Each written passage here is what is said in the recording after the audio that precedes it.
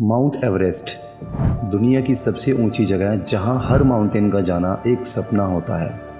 लेकिन क्या आप जानते हैं कि एवरेस्ट सिर्फ एडवेंचर और ग्लोरी का नाम नहीं है, ये एक ऐसी जगह है जो कभी कभी एक कब्रिस्तान बन जाती है। हर साल यहाँ नए क्लाइंबर्स तो आते हैं, लेकिन कई क्लाइंबर्स उनमें से कभी वापस नहीं जा पाते और उनमें से कुछ क्लाइंबर्स ऐसे भी हैं जो एवरेस्ट का हिस्सा बनकर वहीं हमेशा के लिए अमर हो जाते हैं। आज की कहानी है एक ऐसे ही मिस्टीरियस क्लाइंबर की जिसका नाम है ग्रीन बूट्स।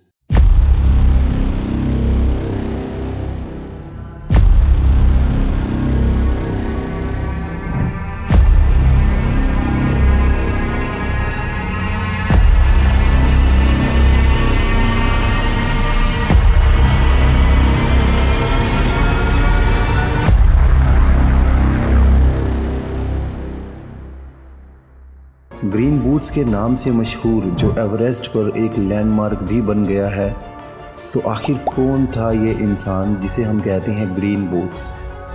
क्या इसका राज कभी सॉल्व हो पाएगा और आखिरकार इसका नाम ग्रीन बूट्स क्यों पड़ा? तो चलिए इन ऊंचाइयों के पीछे छिपे इसी गहरे राज को हम आज इस वीडियो में एक्सप्लोर करते हैं। मगर उससे पहले अगर आपने हमारे चैनल को अभी तक सब्सक्राइब नहीं किया तो चैनल को सब्सक्राइब करें और वीडियो को लाइक करें, शेयर करें अपने फ्रेंड्स के साथ, बिकॉज ऐसी ही नॉलेजेबल और रियल मिस्ट्रीज़ की वीडियोस हम आपके लिए हमेशा लेकर आते रहते हैं। तो सबसे पहले समझना ज़रूरी है कि माउंट एवरेस्ट सिर्फ एक माउंटेन नहीं है, ये दुनिया का एक्सट्रीम चैलेंजेस का एक सिंबल है। 8,848 मीटर यानी कि 29,029 फीट की हाइट पर, जहां ऑक्सीजन एक्सट्रीमली कम है, टेम्परेचर भी फ्रीजिंग पॉइंट से नीचे होता है और वेदर इतना अनप्रेडिक्टेबल होता है कि एक मिनट में यहाँ पर वेदर सनी और बहुत ज़्यादा सुहाना हो जाता है, लेकिन अगले ही मिनट वो डेडली वेदर का रूप ले लेता है। आप कह सकते हैं कि इस इन्वायरमेंट में सरवाइव करना एक इम्पॉसिबल टास्क जैसा है। और जब हम बात करते हैं एवरेस्ट के नॉर्थ फेस की, तो ये और भी ज़्यादा डेंजरस और डेडली है।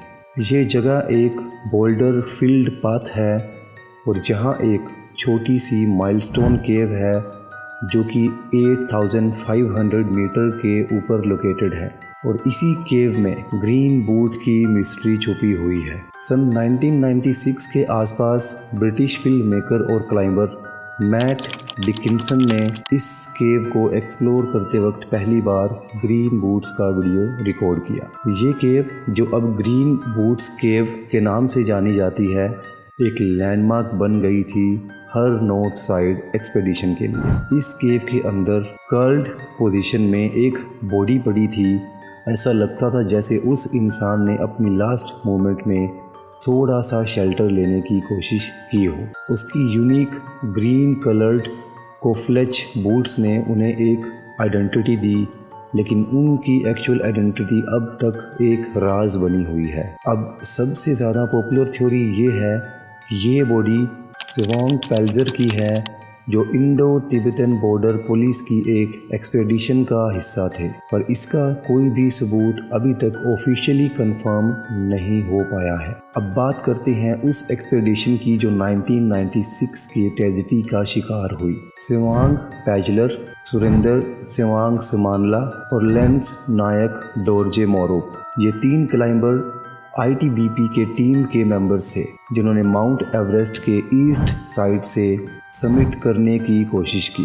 10 मई 1996 को जब ये टीम समिट के करीब पहुंची तो एक डेडली स्टॉर्म ने उनकी जर्नी को ट्रेजेडी में बदल दिया। रिपोर्ट्स कहती हैं कि टीम के 3 मेंबर्स ने समिट पर पहुंचकर प्रेयर फ्लैग्स और पाइटन्स छोड़ दिए थे, लेकिन वापस कैंप के लिए डिसेंड करते वक्त वो डेडली विज़ार्ड में फंस गए। उन्होंने अपने लीडर से रेडियो कांटेक्ट बनाया था, लेकिन उसके बाद उनका कोई अता पता नहीं चला। सिर्फ उनका एक हेडलैम्प देखा गया था सेकंड स्टेप के आसपास, लेकिन वहाँ उसके बाद कभी कुछ नहीं मिला। ये कहानी तब और भी मिस्टीरियस बन गई जब जापानीज़ फुकुओका एक्सपेडिशन टीम का मेंशन आया। जापानीज़ क्लाइंबर सबमिट करते वक्त इंडियन क्लाइंबर के पास से गुजरे थे, लेकिन वो उनकी मदद नहीं कर पाए। इंडियन टीम ने इनिशियली ब्लेम लगाया कि जापानीज़ क्लाइंबर ने उनके हेल्प करने का वादा किया था, लेकिन बाद में ये मिसअंडरस्टैंडिंग्स क्लियर हो गई। जापानीज़ क्लाइंबर्स ने कहा कि वो उस वक्त अनअवेयर थे कि इंडियन क्लाइंबर्स डेंजर में हैं और उनके पास ऑक्सीजन या किसी और रिसोर्सेज की कमी थी। ग्रीन बूट्स का नाम सिर्फ एक मिस्ट्री नहीं है, ये एवरेस्ट पर होने वाले कुछ और शॉकिंग ट्रेजेडीज़ से भी जुड़ा हुआ है। 2006 में ब्रिटिश क्लाइंबर डेविड शार्प इसी ग्रीन बूट्स केव में हाइपोथर्मिक स्टेट में मिले थे। मार्क इंग्लिश और उसकी टीम ने उन्हें देखा, लेकिन वो हेल्प नहीं कर पाए। उस दिन लगभग 3 डज़न क्लाइंबर्स उनके पास से गुजरे, लेकिन उन्होंने सोचा कि वो सिर्फ एक बॉडी है। डेविड शार्प की डेथ ने एवरेस्ट की डेंजरस और रुथलेस नेचर को और हाईलाइट कर दिया। ग्रीन बूट्स के अलावा एवरेस्ट पर और भी बॉडीज़ हैं जो लोगों के लिए एक रिमाइंडर बन गई हैं। रैम्बो वैली, जो समिट के नीचे है, एक ऐसी जगह है जहां कलरफुल माउंटेनियरिंग सूट्स में मर चुके क्लाइंबर्स की बॉडीज़ स्कैटर्ड हैं। ये एक हॉन्टिंग जगह है जो एवरेस्ट के डेडली नेचर को दिखाता है। उसके बाद है फ्रांसिस एसेंटिव की कहानी, जो स्लीपिंग ब्यूटी के नाम से जानी जाती है। उसकी डेथ 1998 में उसके डेसेंट के वक्त हुई थी और उसकी बॉडी 2007 तक विजिबल थी जब उन्हें सेरेमनियली कवर किया गया। 2014 में ग्रीन बूट्स की बॉडी को भी एक लेस कॉन्स्पिकुअस लोकेशन पर मूव कर दिया गया। ये काम शायद चाइना तिब्बत माउंटेनियरिंग एसोसिएशन ने किया था।